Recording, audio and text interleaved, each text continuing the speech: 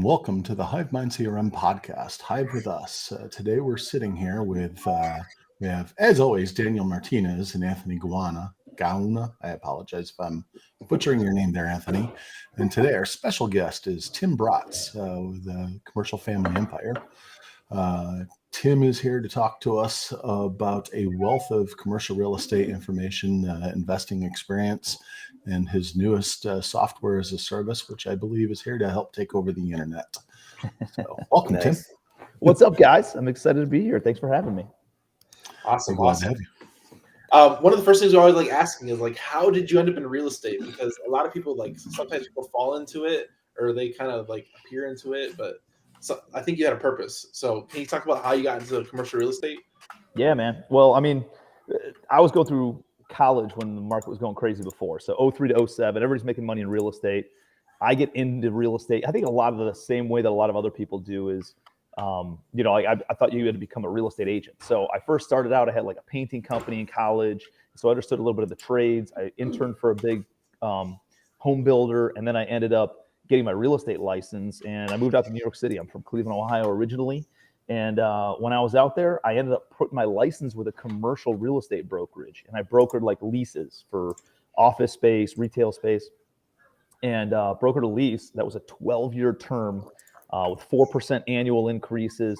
And it ended up being that the owner was going to make $2 million on this little 400 square foot space over the course of the next 12 years. And I was like, damn, I need to be on that side of the coin. So I decided I want to become a real estate investor. But then I got into, I think we all kind of go through this graduation of we start out as an agent and then we start wholesaling and then we start flipping and then we start buying single family rentals. And then you get into some smaller multi. And that's kind of what my journey did too. And in 2012, I think it was December 17th of 2012, I bought my first apartment building. It was an 8-unit building in Cleveland, Ohio, in a C-class neighborhood, and but it was bank owned, and you could buy anything for pennies on the dollar back then. And so I bought that 8 units, and dude, just the scale of being able to negotiate with one seller instead of 8 sellers, right? Being able to look at one roof instead of 8 roofs, looking at one foundation instead of 8 foundations. Meeting my contractor at one location instead of 8 locations, paying one tax bill instead of 8 tax bills, setting up utilities one time instead of 8 times. Dude, there's so many scales and efficiencies that come in place with commercial real estate that I was like, this is really what aligns with my goals and what aligns with my ambitions and aligns with, my that sense of efficiency that I've always, kind of pursued. And so I dove deep into apartments after that. And so fast forward today, I was up to about 4,800 doors at one time in my portfolio. I sold off a little over 1,000 of them over the past 12 months. I'm actually selling another 1,500 right now. And then we're going in acquisition mode again, big time. Just kind of trimming the fat from my portfolio, selling off some of the smaller buildings, the C-class buildings, more the tenant-friendly states, like some of those properties, and just focusing kind of like in my own backyard. I live in Charleston, South Carolina now. So doing a lot of stuff in the Carolinas, Georgia, Alabama, Florida, that kind of area. Outstanding. Hey, how long was that period, man, from buying that first 8 unit until now? What's the time? That was December of 2012. So we're talking about 9 years. Oof, that's a lot of information, lots of deals looked at. Yeah. It's what's funny is when you take a look at the trajectory is I bought that 8 unit and I got up for the next 3 years from 2012 to 2015. I collected about 140 doors. And I thought it was my goal was $100 million in portfolio value, just get to a $100 million portfolio. And then I had a couple exclusive partners. That partnership ended up folding. We ended up going different ways. And we had to liquidate the entire portfolio. So I'm like, damn, dude, I had to press the reset button. And it was a big setback in my mind. But really, some of those things that you think are setbacks are really setups for better things in the future. And that's exactly what that was. All of a sudden, people started coming out of the woodwork saying, dude, I want to partner with you. I want to joint venture with you. How do we do some deals together? I knew that we couldn't before because you had that exclusive partnership. But now, that you're on your own, let's do some deals. And so I started rebuilding my current portfolio in 2015. And, in 2015, I picked up 80 doors. In 2016, I picked up another about 194 doors, I think. So, and then in 2017, 17, I bought another like 300 doors. And then in 2018, I picked up over 1,000 doors, right? In 2019, I picked up 2,000 doors. So it's like there's this snowball effect, this doubling every single year kind of a thing that happened. But it all started out with buying an 8 unit in 2012. And, for the next 3 years, kind of growing. And then all of a sudden, I was able to find some momentum. So it looks like, what do they say? Like if you took a look at a pond and those lily pads, they double every single day. And, I don't know how long it takes, but let's call it 3 weeks in order to fill up the whole thing. You realize on the 20th day, only half the pond is filled. The other half of the pond gets filled the next day, right? All in one day. So this momentum that gets created, if you just keep your head down and you don't look left, you don't look right, you just keep on doing the activities that yield results, eventually you'll catch some momentum. And then, dude, when it starts, you're almost like afraid to lose it, right? Like I came into real estate in 2009 when I first started investing, realizing like there was no momentum. And when you come from not ever having momentum and then you get it, you're like almost afraid to lose it. And so then you start working harder and then you get more results, right? And then you're like, I can't lose that momentum either. And you start working harder and you just keep on doubling down. And that's kind of what we've been doing. So we didn't really chill out until a little bit after COVID hit and the eviction moratorium was in place and we couldn't get appliances and a bunch of our value add deals. And then, the labor force was non-existent because everybody's getting paid to stay at home. And we're like, you know what, let's just focus on our existing portfolio. So really for the past like 18 months or so, I've been really focused on stabilizing my current portfolio, selling off some of the things that I don't see myself holding on to for the next 10, 15, 20 years. And then, and selling off some of the smaller things and just kind of, again, trimming the fat, refining what our current portfolio looks like, keeping all the properties that we do want to hold on to for the next 20 years. And then just doubling down on stuff like that meets our buying criteria. What does the acquisition side look like? Because I know you guys probably make a ton of offers, and like your KPIs as far as what it takes to acquire a deal at operating at such a high level. Yeah. So it changes though. Like something that you guys might be willing to buy might not be something that I'd be willing to buy. Or something that you're not willing to buy is something that I might buy.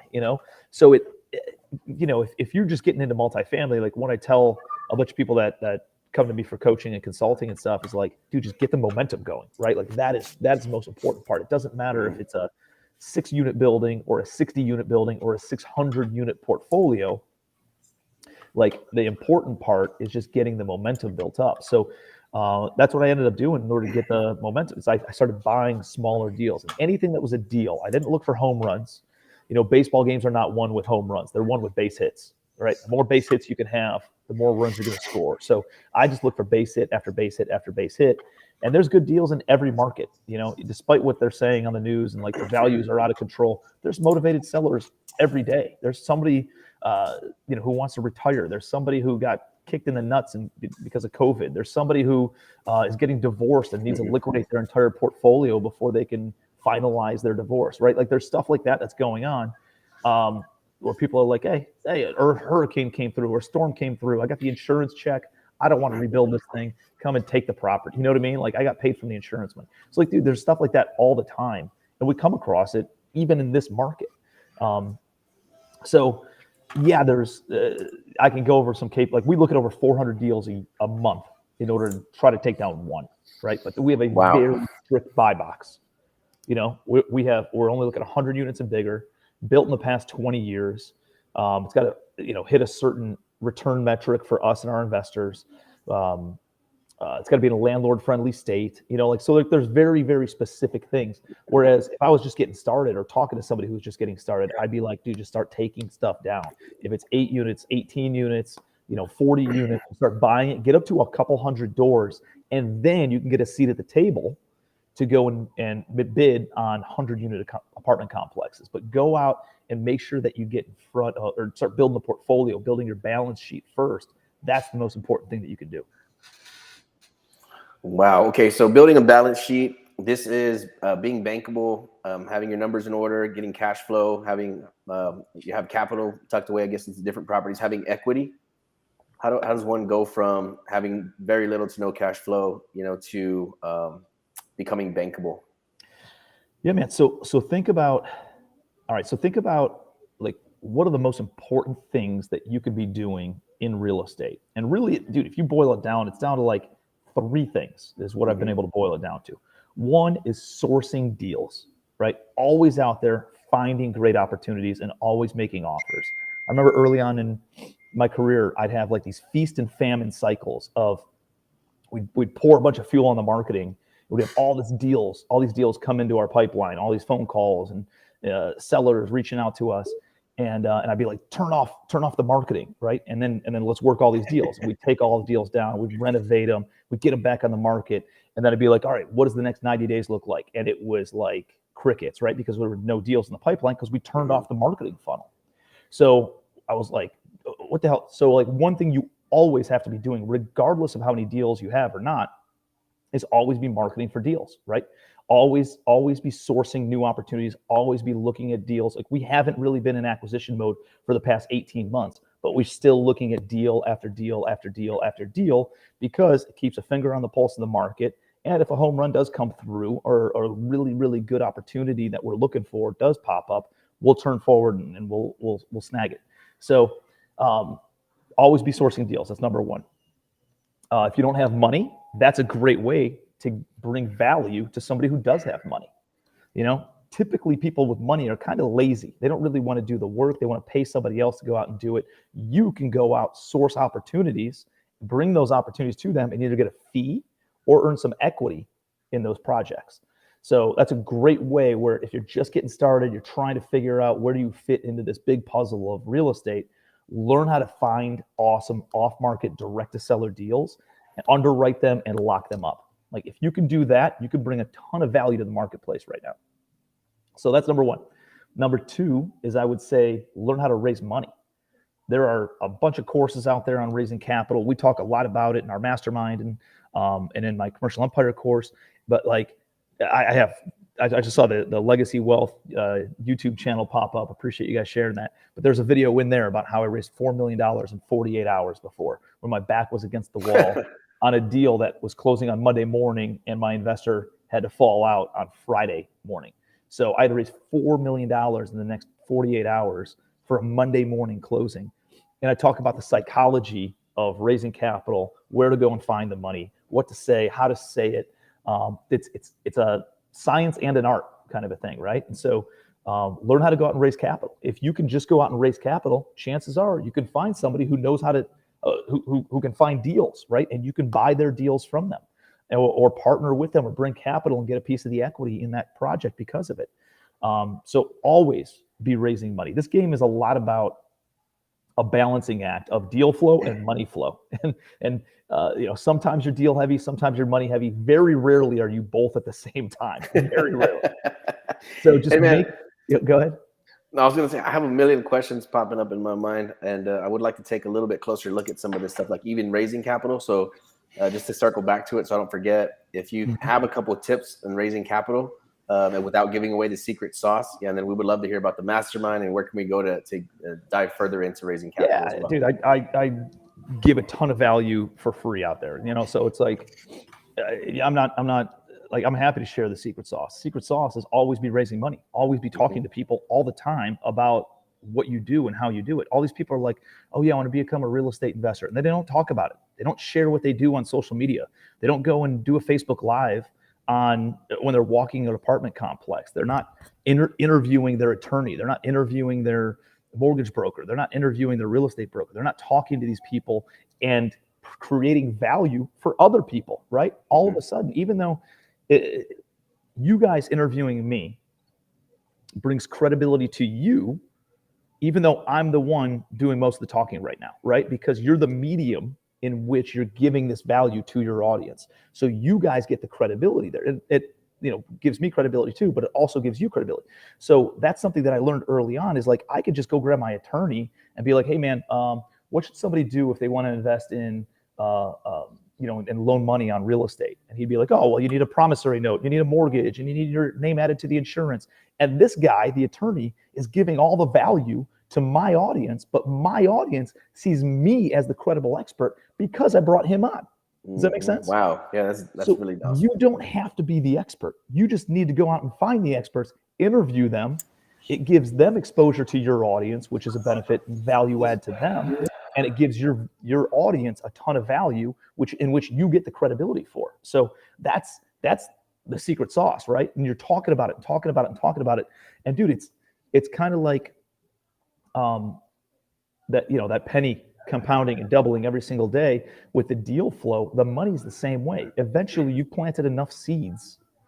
You've talked to so many people about what you do and how you do it that when a deal does come across your desk and you need to raise $11 million for it, boom, you shoot out an email and all these people are already in your database. They already know what you do. They're already comfortable with you as an individual. And now it's just like, does the deal work or not? Obviously, it wouldn't be you wouldn't take it to them if it wasn't a deal.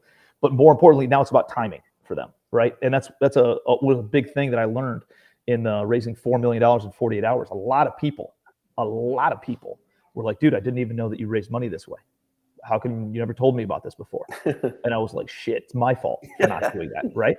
And then the second thing was like, I love this. I just don't have the cash. I just invested in another project, or I'm waiting for my other building to sell, or I'm like, there's always like some sort of a timing issue, which is why it's important to always be planting seeds and always staying top of mind, right? When we make payments, we're making quarterly distributions this month. They go out in January, April, July, and October for our business. And we reach out to everybody. We give them quarterly updates. We make deposits into their bank account for the past 3 months of interest payments. And then we tell them about new projects that are going on. The best time to touch base with your investors is on payday. That's a good time. They're in pretty good mood when they see money pending in their bank account.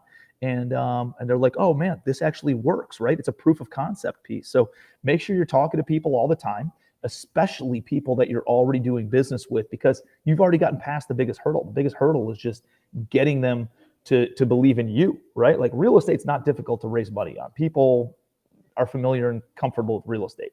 The return is the second thing that they're looking at. So, number one is the asset. Number two is the return and making sure that it's, the reward is worth the risk, I would say. And, opportunity cost, where else could they put the money? So you have to pay attention to those things. But dude, the most important thing in raising money is this guy going to pay me back, right? Do you have the fortitude to repay me my money?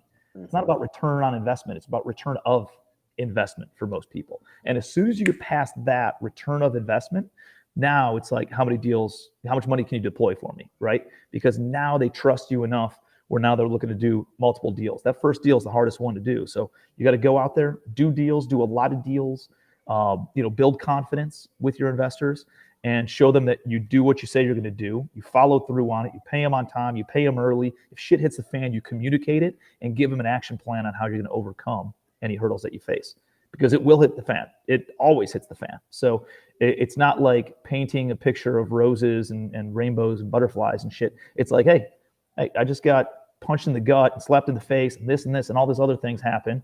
But here's what we did. We got right through it. Here's the action plan moving forward. Boom, boom, boom, boom, boom. And your money's in a good spot. Don't worry about it, right? And now they're like, man, I really appreciate that. And it's also how you handle situations like that determines whether or not, A, they reinvest with you, but also the 10 friends that they're going to tell, hey, you've got money. This is what happened when this guy had problems. We know they're going to happen. Yep. He performed. Yep. Our principal was safe, and we're still solid. Yep. Exactly.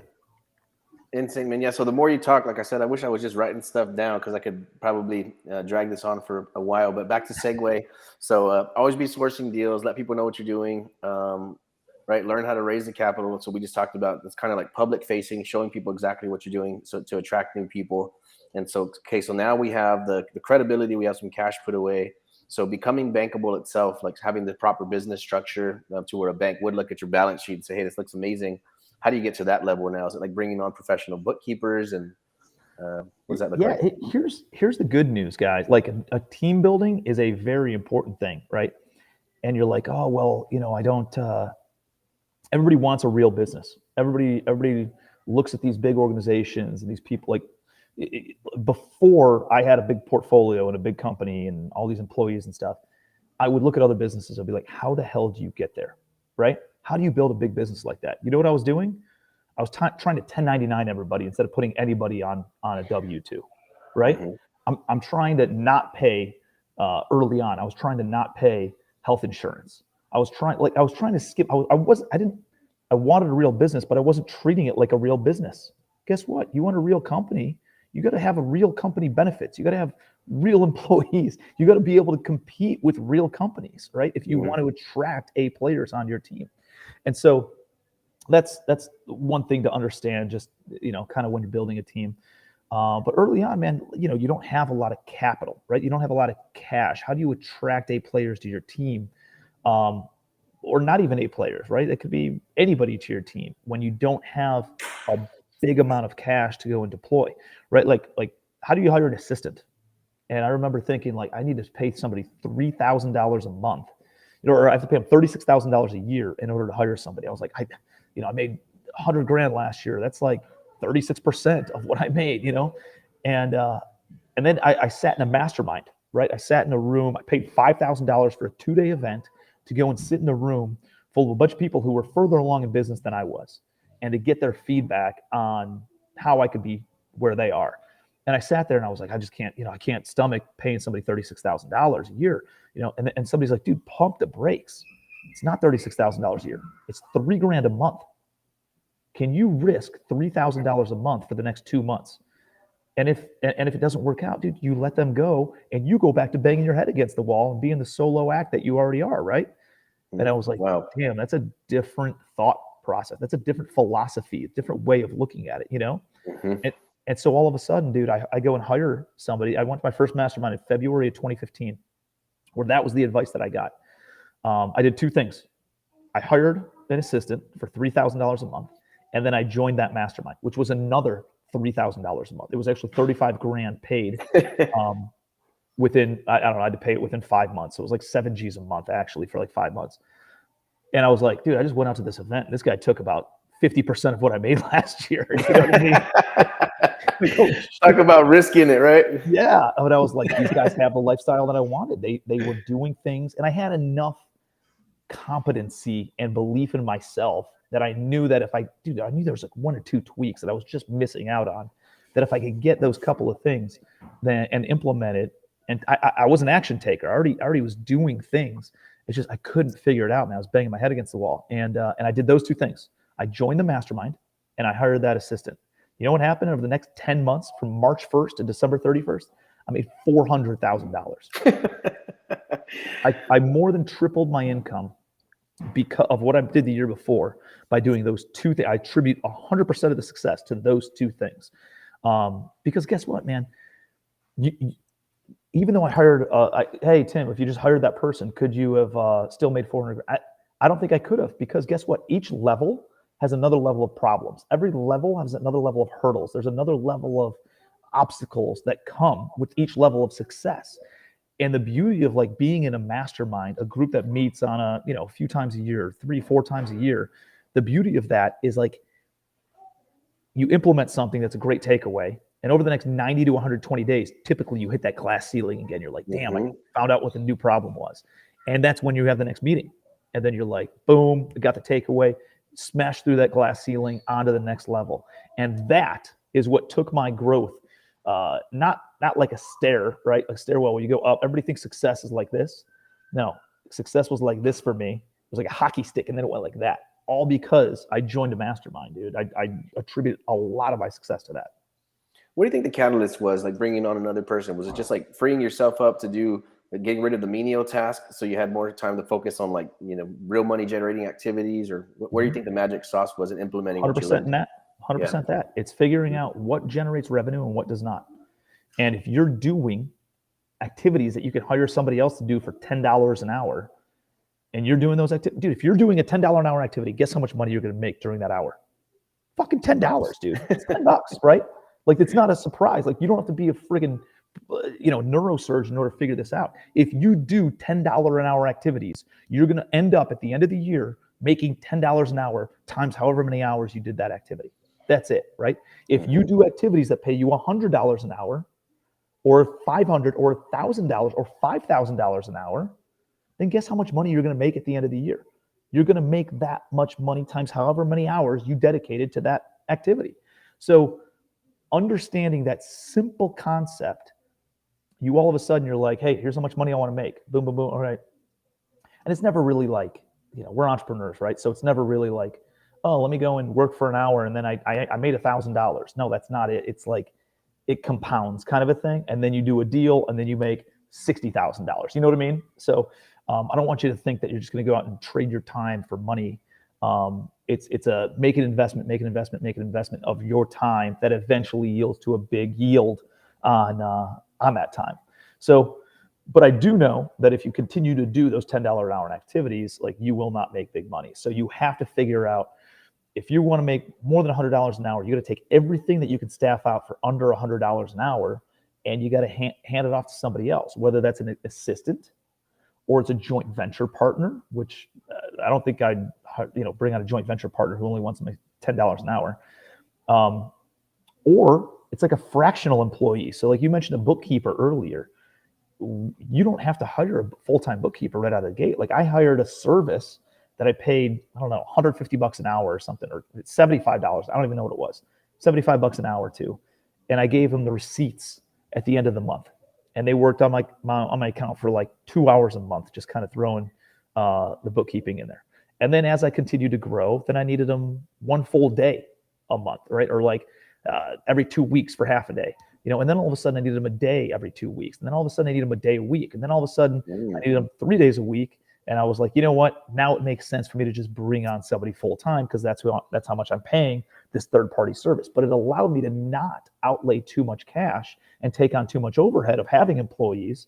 And it allowed me to then grow my business with like variable rate employees, right? At their rate went up as how much I utilized them went up as my company grew. So yeah, I mean that's what I would focus on. Genius, man. Yeah, I think we're right there in hive mind. Like we're starting to delegate tasks. Business is starting to feed itself. So I think we're right there where we can start getting more strategic about our books to get to the next level. But the organism is doing very, very well. So exciting, man. This sounds amazing.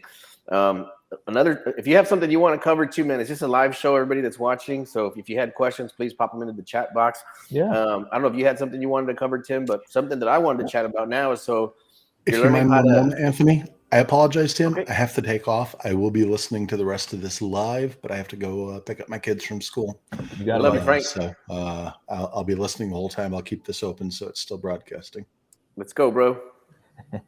No, I was going to ask now, because what I'm thinking is, okay, now I'm excited about commercial. I'm ready to rock and roll. I guess now can we kind of segue into how you generate those leads now? So you have a software that would help us find these leads? Yeah. Well, first of all, like you can source deals the same way that you source deals on the single family side. Like, what do you use? Okay. You guys use direct mail. You guys do outbound phone calls. You guys drive for dollars. You dial for dollars. You guys, pull lists and send mailers to those lists, right? Like there's a lot of different ways. Guess what? You could do the exact same thing with commercial. So you pull these lists and you get lists of owners. You can send them direct mail. You can do a skip trace and then get their phone number, get their email address, send them an email, send them a text message, make a phone call to them. And the beauty of it is there's not as many as there are in the single family world. And they're all investor minded, right? They're all buying property as investment property. This is commercial real estate. So it's not like you're dealing with somebody who, is temperamental, has emotions on whether they love their house or they don't love their house or anything. Yeah. And for every 10 of those that you send on the single family side, you have about 1/10 as many that you need to send on the multifamily and commercial side. So, it's like, where do you go and get those lists? So you can go and buy a list from ListSource and implement it yourself and do a bunch of skip tracing kind of stuff. CoStar is out there. That's kind of the 800-pound gorilla in the data sourcing world. But if you want national access to CoStar, it's $25,000 a year for investors and developers, $25,000. And then there's Reonomy, but they got bought by private equity. It kind of fell off the cliff. So their customer service isn't good. Their data's not that good. So about 9 months ago, a buddy of mine who is one of the largest data aggregators on the single family side, you would know his company name. His name's Greg Clement. RealFlow is the name of his company. And we got together and he's like, listen, man, I'm thinking about launching a product on the commercial side of things. Would love to partner up with you and joint venture and have you be kind of the face of it, right? Like you got a great reputation on the commercial side. So I was like, let's do it. So he delivered a product about 4 months ago, let's call it. And it was like a 3 out of 10 of where we wanted to be. So we've been giving them feedback and working with their team, who's been amazing. They've been so good, and they've implemented all these benefits and all these things that we wanted to see. And dude, now it's like 8 out of 10. There's a couple more tweaks that we're still making to it in order to like skip trace right in the software. We can do direct mail right in the software. And skip tracing is a little bit tricky with commercial real estate because it's not an individual name, it's an LLC name. But we're going to have something implemented in that. Partnering up with a buddy of mine, Jason Nickel, who owns Lead Sherpa, and Lead Sherpa has the best software out there for skip tracing on commercial real estate. So right now we're linked up with them, where it's like, hey, take this list and partner up with them, and then it'll be fully integrated in the next couple of weeks, is what we're hoping. But it's called Commercial Empire Deal Flow. If you guys have interest in, you can look up any property you want, any commercially zoned property, apartments, mobile home parks, self-storage facilities, student housing, retail, office, hotels and hospitality, even like goofy special use. Like if you want to buy golf courses, you can buy golf courses on there. You can search golf courses, gas stations, like legit anything you possibly could want, you can search in there. And there's filters where you can search something that's been owned for at least 10 years or longer. Something that doesn't have a mortgage or there's a certain amount of equity built up because of how long they've owned it for. Tax delinquent property. So like, where are you guys out of? What city? I'm in San Antonio. Okay. Yeah. Daniel's in LA. Bro, you could pull up San Antonio, Texas, all multifamily apartments in all of San Antonio, Texas. Plug in whatever zip codes you want that are tax delinquent, meaning they have not paid their property taxes, and they're owned free and clear. And it'll give you the list of every single owner that owns an apartment over 50 units, right? Like however big you want. And you could do it in Jacksonville, Florida too, Frank.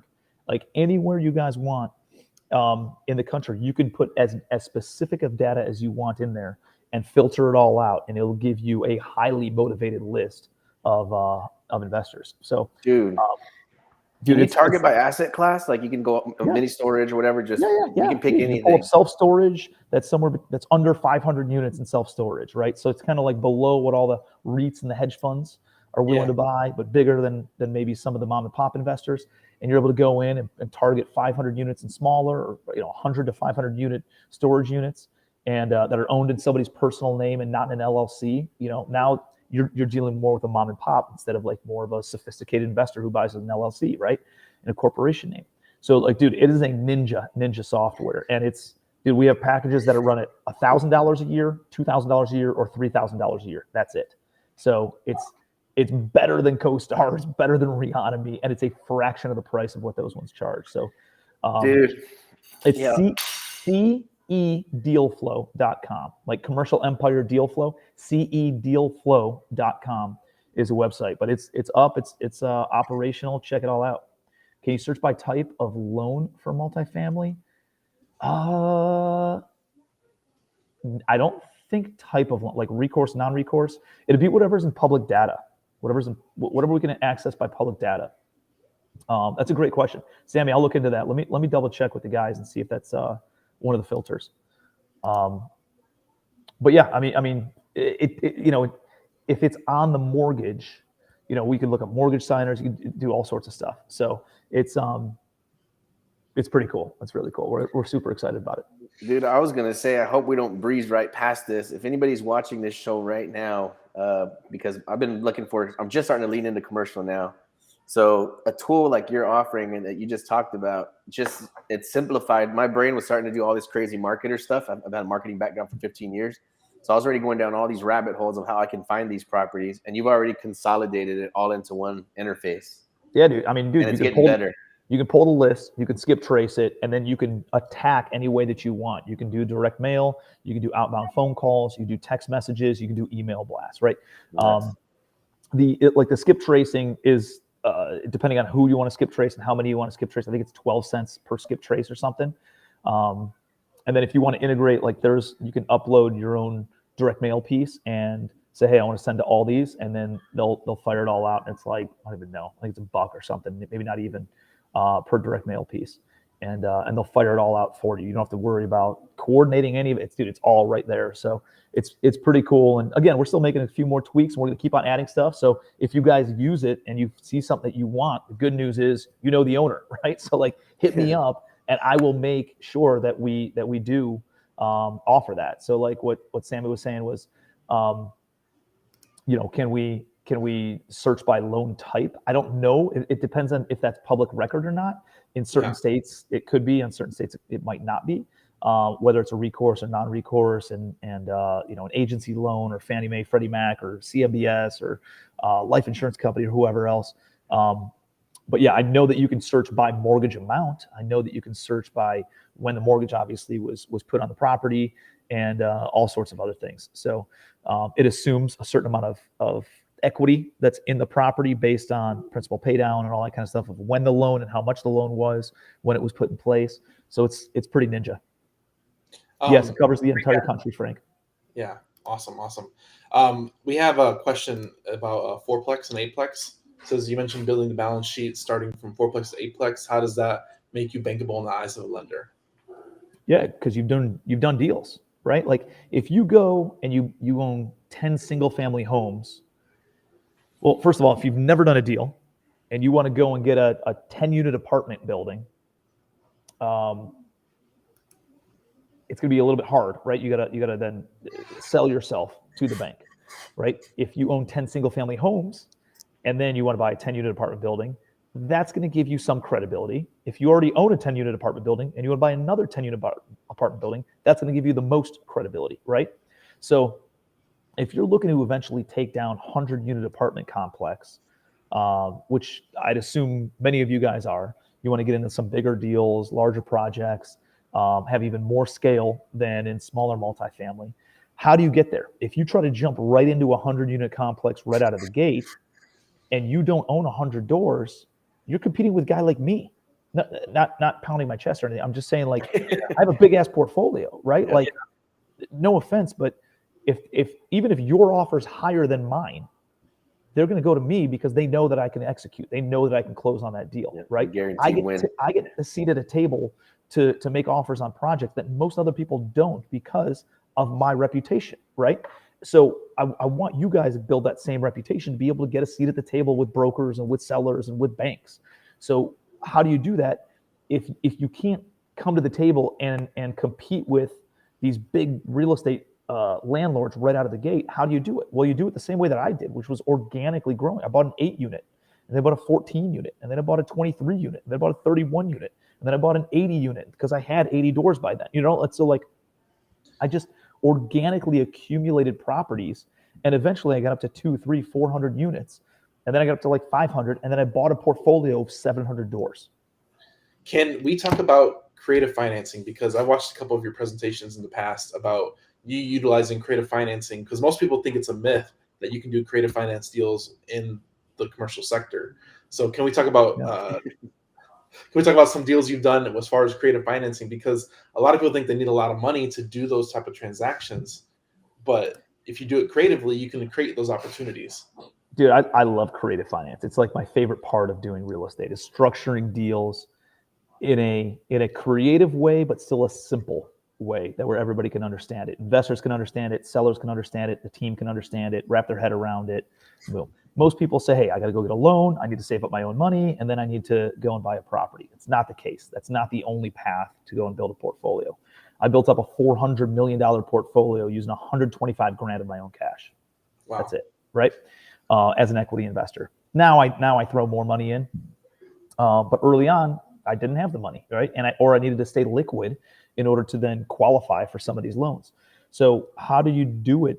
How do you creatively finance? Well, first of all, understand the components. Usually there's the loan and then there's the down payment, right? Or the private money.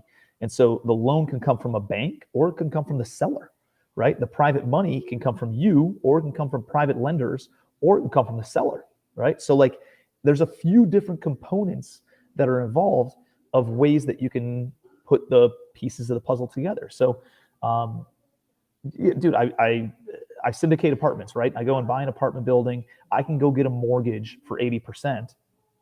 And then for the 20% down, I go and raise private money. So I'll talk to, let's say I buy a $10 million building and I need $2 million for the down payment. I can go and raise that $2 million from one person who writes one check for $2 million, or I can bring 20 people on. This is called syndication. I can bring on 20 people with $100,000 a piece, or anything in the middle, right? And so it allows more people, and it's easier to raise $100,000 than it is a $2 million check writer, right? So it allows you to then go and raise capital from multiple people for the down payment on that project. If the bank didn't give me the money, I could just ask the seller to finance and say, hey, listen, let me give you 20% down, you carry back 80% of it. And I've done that. I did that with my island. I bought an island like right next to Hilton Head Island in South Carolina. Yeah. About a 110-acre island down there. I'm doing like tiny cabins and like a fishing, hunting, workout, fun, outdoorsy kind of a retreat. And on this island, I got the seller last summer, 9 months ago, when I bought this, August of last year.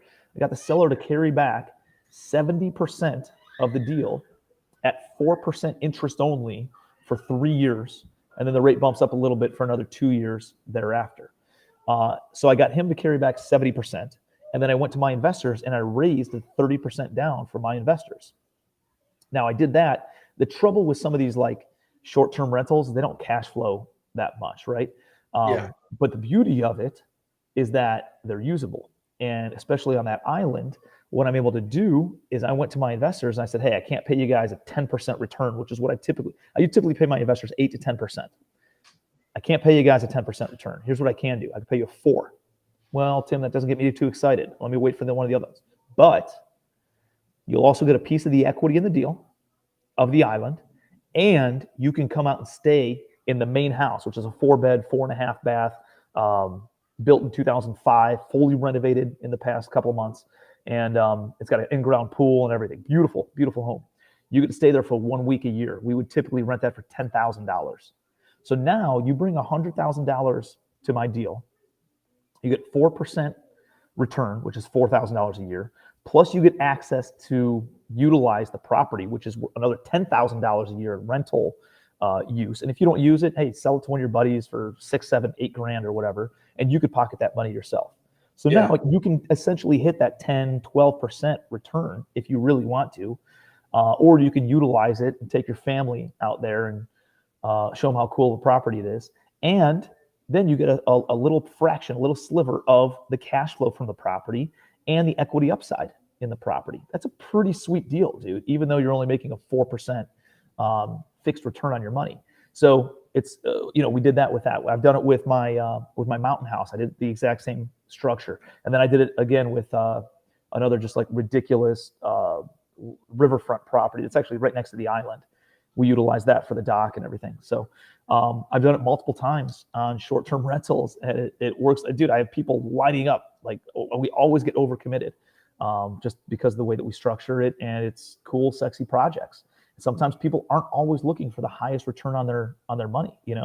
They want that lifestyle element to it. Just like some sellers on the single family side, dude, it's not about getting the most they can possibly get for the property. Sometimes they want to alleviate a headache. And so if you can figure out a way to either reduce pain or increase pleasure for people by being able to structure deals in a creative way, dude, you're going to have limitless amounts of capital.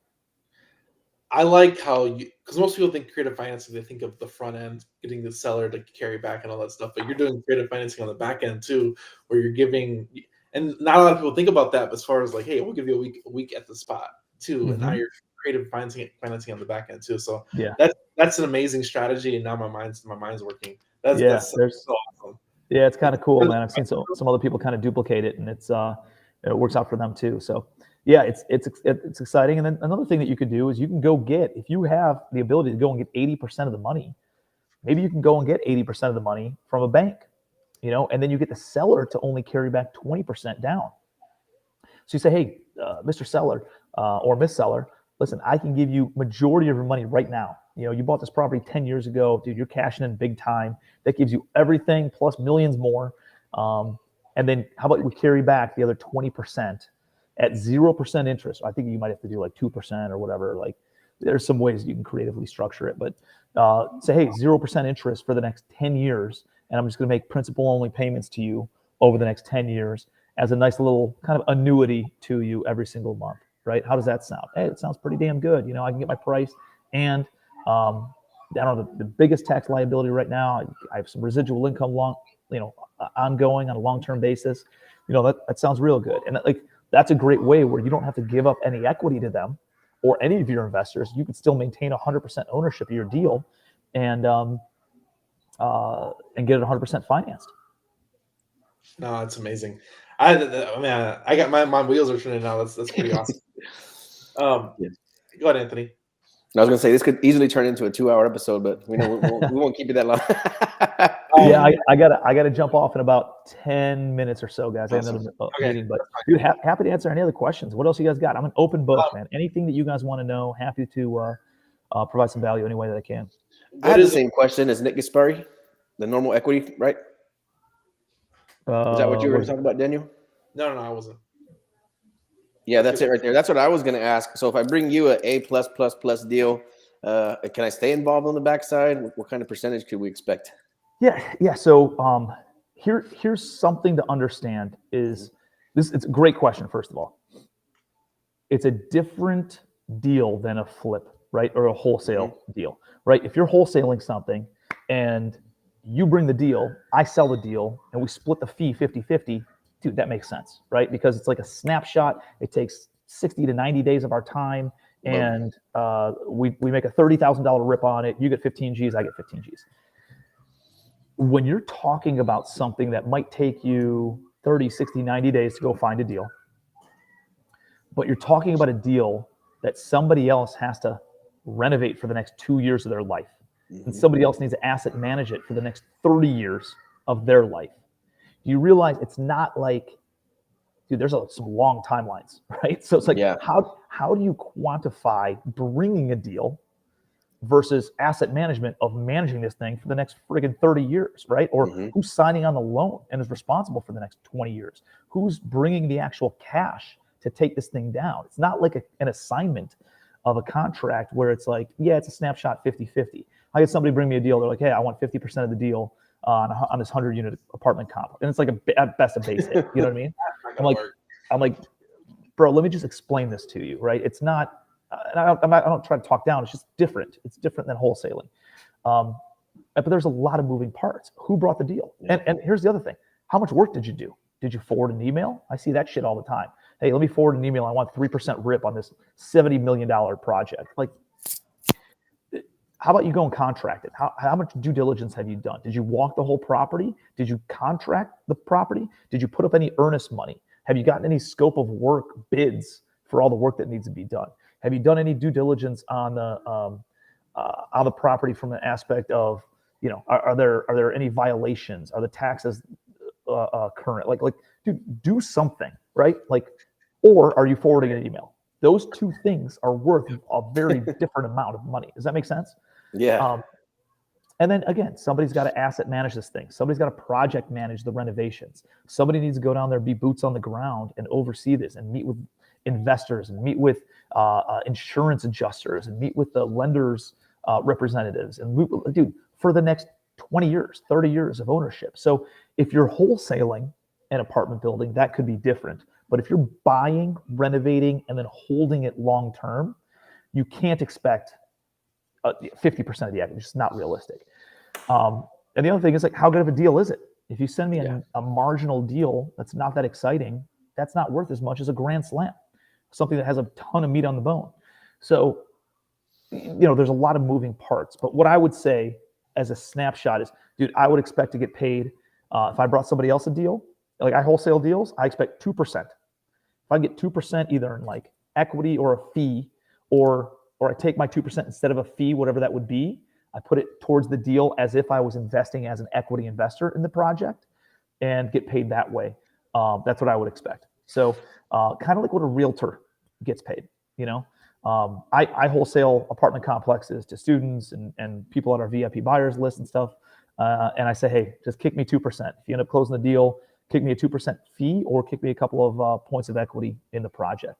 But you know, that's typically what a realtor makes. And if you're wholesaling or sourcing the deal, you can expect to make somewhere in there. Have I paid more? Yeah, I've paid 10% to people before because they brought me a smoking deal.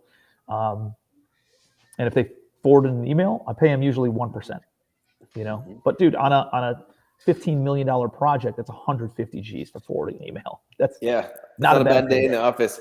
Yeah. Somebody said that the commercial Empire event, that you have the slides that shows the different breakdowns of the ownership deals. Yep. I have yes, Commercial Empire is I don't have a bunch, like I didn't come on here to like sell shit, guys, but dude, no, please, I'm sure you got everybody fired up. So tell us how we can find you. How can we work with you? Naturally questions come up. Hey dude, how do you coach? Do you mentor? Do you do this? Yeah. So I don't have a bunch of stuff. I don't have like a, you know, run to the back of the room with a $50,000 credit card. I don't do anything like that. I have essentially two offerings, right? Well, I guess the software is offering number 3. So I got the software. Cool. You buy the software, you do it on your own there. We're going to have a Facebook group. We have a private Facebook group for anybody who buys that, where we jump on with my acquisitions director once a week on an Ask Me Anything. And he's just talking through, you know, what to do, how to do it, all that kind of stuff. So if you buy the software, you get access to the private Facebook group. So that's number 1. Number 2 is Commercial Empire. That's my 3-day training event. It's done virtually. This used to be $5,000 when it was in person before COVID hit. After COVID hit, we made it virtual. It's $1,000, $997 now. So you can come out. I host it only like 3 times a year, but you also get a recording of it too. So that's commercialempire.com, commercialempire.com, and 3-day event on how to find off-market direct seller deals, how to underwrite apartment complexes, how to raise private money and handle all the due diligence, how to structure the financing, how to do the renovations, how to handle property management, asset management, business development, and then what it would look like, which is what Ryan's talking about on, you know, like equity splits and stuff too. So that's $997. You get access to another private Facebook group, a lot of money, a lot of deals going on in that group, and some cool conversations too. So check that out. You get access to the recording immediately. And then Commercial Empire Deal Flow, CE Deal Flow is the software. And then we have a mastermind called Legacy Family. And we get together 3 times a year. And then we have daily boardroom calls that you can plug into once a week, once a month, every single day if you want, with my executive team. And these aren't like coaches, right? Like these are multiple 6-figure executives who run a 9-figure portfolio. We own $400 million of real estate. And it's my director of acquisitions every Monday on a boardroom call. You can ask him any question you want. It's my COO every Tuesday who put all of our SOPs together and KPIs and all of our processes and procedures and everything. He's there every Tuesday. My chief investment officer, who's also my attorney, is available every Wednesday for you guys to pepper him with questions about raising money. We've raised over $100 million of mom and pop money before for our deals. And then my director of HR is there every Thursday, and then it's either me or a guest on Fridays, just helping out. And then we get together 3 times a year at big, fun, badass, exciting events. We got a big one coming up in June in Denver, and we got some really cool stuff. We rented out Coors Stadium the one night, so we go have a happy hour down on the field, and that's where the Colorado Rockies play, and then have dinner over there, and just, you know, we got top of the shelf, top line speakers. Discussion panelists. We do some roundtable hot seats, and then just over the top kind of fun, cool things to do in whatever the cities we go to are. So we were in Vegas. We've been in Orlando. We've been, Puerto Rico. Austin, Texas. We did one. Yeah. So we got some cool stuff lined up for this year. But yeah, that's Legacy Family. LegacyFamilyMastermind.com is the mastermind. So you guys check that out too. I'll be joining soon. I recommend everybody does the same. I think we're going to get out here. Daniel, you have one more question? Yes. I always like ending with this one is, what is a quote that is yours or somebody else's that you resonate with? Ooh. I mean, the one that I signed the signature on my email is "Be your best." And if I was in my office in Cleveland, Ohio, like I live in Charleston, South Carolina, but it would say "Be your best" real big behind me. And yeah, I guess I'm a believer in not just doing, right? Doing is like a one-time effort in my mind, right? Like being is a state of being, always trying to be, right? Yours, right? Not, you don't have to be the best, right? Like there's always going to be somebody who's further along, not better than you, just further along than you. There's no such thing as somebody who's better. They've been doing it longer, or they're further along in the process than you are. So I don't like sweating that, and I don't like sweating and comparing yourself to other people. So be your best, right? Like compare yourself to you. That's the only fair comparison you can make. Make sure that you are better today than you were yesterday, or a year ago, or 2 years ago, and that you're better tomorrow than you are today. And then the best, dude. Like, why not strive, right? Like a freaking, how tall will a tree grow? As tall as it possibly can. Like we humans are given the dignity of choice, and we can either be more, be everything, or be less, right? Like why not be everything? Why not go all out? So that's just kind of my thought philosophy, and I sign all my signatures on all my emails with be your best. So that's what I would say. Yeah, it sounds like we could have a fun conversation about philosophy, man. I love that. Be your best. That's amazing. Thank you so much, man. I hope we get to do this again. We can't tell you how grateful we are for you sharing your time with us. We know you're a busy man. Guys, please check out Tim. If you don't know who he is, please look this man up, and all the value he provided today at the price that he's providing it at, to me, my mind is absolutely freaking blown, man, because I'm sure that would have took me at least 10 years to pick up all the nuggets that you can provide at that price point. That's insane. So thanks a lot for being on here, man. We really appreciate you. I appreciate you guys. Thank you for having me. If there's ever anything I can do, don't hesitate to reach out. So I'm already looking for deals for you right now, man. I love it. Thank you, brother. Have a great week, guys. Talk to you soon, man.